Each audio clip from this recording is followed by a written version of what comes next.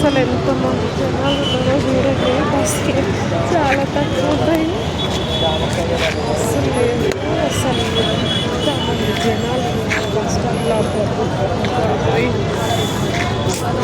మర్చిపోతున్నాను. అసలు బస్సులో అయితే జర్నీలు డ్యూటీలు ఏంటో కానీ మనిషి హాస్పిటల్లో పడడం మాత్రం ఖాయం.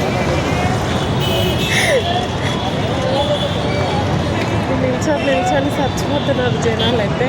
బాబోయ్, కొంతమంది బస్ స్టాప్లలోనే పడిపోతారు పాపం. ఏం జనాలు అసలు కనిపిస్తున్నా మీకు?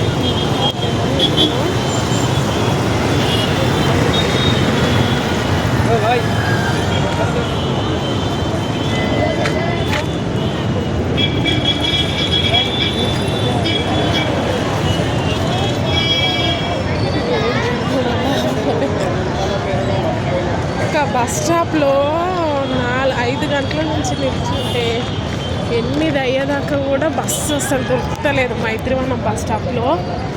ఇప్పుడు మైదీపట్నంలో చూస్తే చూడండి ఎంతమంది జనాలు ఉన్నారో. నేను 5 గంటల నుంచి వెయిట్ చేసి బస్ కోసం ఎక్కి ఇప్పుడు దిగాను. 5 గంటల నుంచి ఉంటే బస్ స్టాప్లో ఇప్పుడు మైదీపట్నం బస్ దిగాను. అంటే ఎంతసేపు బస్సు వచ్చింది ఏంటి తెలుసా? అసలు బల్కంపేటలో జాబ్ అయ్యేసరికల్లా చాలా కష్టమైపోతుంది రావడం వెళ్ళడం. ఇంకా జనాలు బల్కంపేట నుంచి కాళీమందిర్ వెళ్ళాలి నేను. చూడండి అసలు ఎంత ఎక్కువ జనాలు ఉన్నారు. వెళ్ళే వాళ్ళకి వచ్చే వాళ్ళకైతే అసలు ఎంత కష్టమైపోతుంది. కానీ అసలు అమీర్పేటలో